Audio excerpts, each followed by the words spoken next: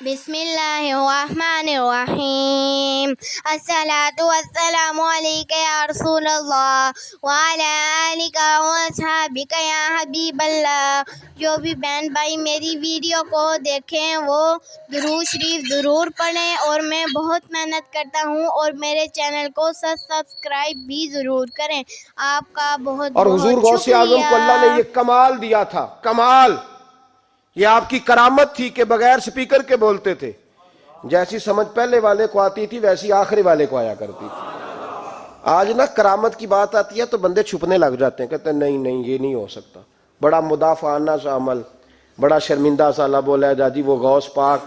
ایک دن ایک صاحب کرامت بیان کر رہے تھے تو بڑے جھجک کے حضور غوث اعظم، میں نے کہا تو بیٹھ مجھے بیان کرنے دے، تو ڈر رہا ہے، کرامت سے ڈر رہا ہے، مجھے بیان کرنے دے، میں بیان کرتا ہوں، مجھے بیان کرنے دے۔ مولا علی قاری علیہ رحمہ نے لکھا ہے، دیگر بہت سارے لوگوں نے لکھا ہے، غوث اعظم خطبہ دے رہے تھے، تقریر کر رہے تھے، اچانک ہاتھ آگے بڑھایا تو یہاں تک ہاتھ بھیگ گیا غوث اعظم کا۔ ہاں کھول کے دیکھے، کھول کے بات کر رہا ہوں، ہاتھ یہاں تک بھیگ گیا۔ مرید کہتے ہیں ہم نے پوچھا حضور پانی بھی کوئی نہیں، ہاتھ بھیگ گیا۔ میں چپ کر کے سبق پڑھو، شاگردوں کو پڑھا رہے، چپ کر کے سبق پڑھو۔ تھوڑی دیر گزری، چند گھنٹے تو ایک قافلہ آ گیا، سارے لوگ پانی میں بھیگے ہوئے ہیں۔ حضور غوث اعظم کے سامنے کھڑے ہوئے، کہا حضور آپ نے بڑی کرم نوازی فرمائی، بڑی کرم نوازی۔ وہ شاگرد کہنے لگے ہوا کیا؟ تو وہ لوگ کہنے لگے کشتی میں بیٹھے تھے تو کشتی ڈوبنے لگی، ہم نے کہا یا شیخ عبد القادر جیلانی، خدا کے فضل سے ہم پر ہے سایہ غوث اعظم کا، ہمیں دونوں جہاں میں ہے سہارا غوث اعظم کا۔ کہتے ہیں حضور غوث اعظم نے وہاں بیٹھے ہاتھ لگایا اور ڈوبتی کشتی کو باہر نکال لیا، اور ڈرنے لگے، کہنے لگے جناب یہ کرامت لوگ نہیں مانیں گے۔ تو میں کہا جنہیں نہیں مننا نہ مننے۔ ایک عیسائی مسلمان دونوں جھگڑا کر رہے ہیں، غوث اعظم گزر رہے ہیں، جھگڑا ہو رہا ہے۔ عیسائی مسلمان سے کہتا ہے ہمارے نبی عیسیٰ علیہ السلام نے مردے زندہ کیے، تمہارے نبی نے بھی کو کیا تو بتاؤ۔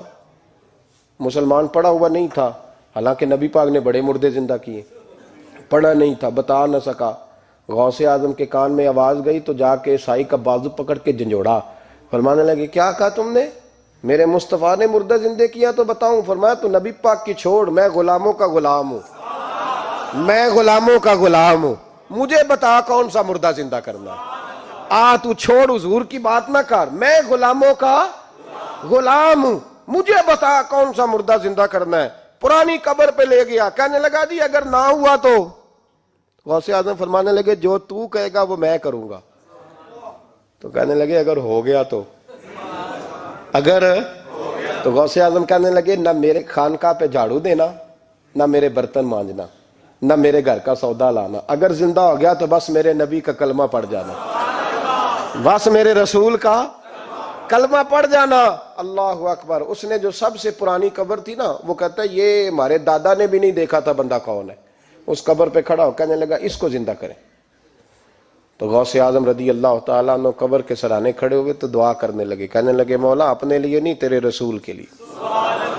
پھر فرمایا قم باذن اللہ، اٹھ اللہ کے حکم کے ساتھ۔ ایک عورت کلمہ پڑھتی ہوئی کھڑی ہو گئی، کھڑی ہو گئی، اور کھڑی ہو کے اس نے پہلا جملہ کہا تو کمال کر دی، کہنے لگی میرے نصیب دیکھو میں بنی اسرائیل کی تھی، عبد القادر تیرے صدقے جاؤں، تو نے مجھے کھڑا کیا ہے تو اللہ نے مجھے مصطفیٰ کا کلمہ پڑھنے کی توفیق دے دی، تیرے قربان جاؤں عبد القادر، تیری کیا بات ہے۔ اب وہ بندہ دوڑ دوڑ کے غوث اعظم کے قدموں میں آیا، فرمانے لگے نا کلمہ میرے مصطفیٰ کا پڑھنا ہے، حضور کا غلام بننا ہے۔ او بھائیو، حضرت شیخ عبد القادر جیلانی، حضور غوث اعظم رضی اللہ تعالیٰ عنہ، معمولی بات نہ سمجھنا، حضور غوث اعظم رضی اللہ تعالیٰ عنہ فرماتے ہیں میں قدم نہ لگاؤں تو اللہ ولایت ہی نہ دے، میں قدم نہ لگاؤں تو اللہ ولایت نہ دے۔ ایک آدمی سے حضور غوث پاک ناراض ہو گئے، ایک شخص سے نکل جا میرے آستانے سے، دعا منگیا کرو سنگیو کتے مرشد نہ رس جاوے، جنہ دے پیر رس جاندے وہ جیوندے بھی وہ مرے ہی رہن، چل دوڑ جا نکل جا۔ وہ کہتا ہے میں 300 ولی کے پاس گیا ہوں، 300، ہر ایک سے کہا میرے لیے دعا کرو، تو وہ کہنے لگے جسے عبد القادر دھتکار دے اس کو کوئی سینے سے لگا سکتا، चल वापस चला जा। आके कदमों में बैठ गया, कहने लगा सोने माफ कर दे। फरमाने लगे तूने देर कर दिया, मैं तो कब से माफ किए बैठा हूं, तूने देर की आने में, मैं तो रसूलुल्लाह का गुलाम हूं। और हुजूर ने माफ करना सिखाया है।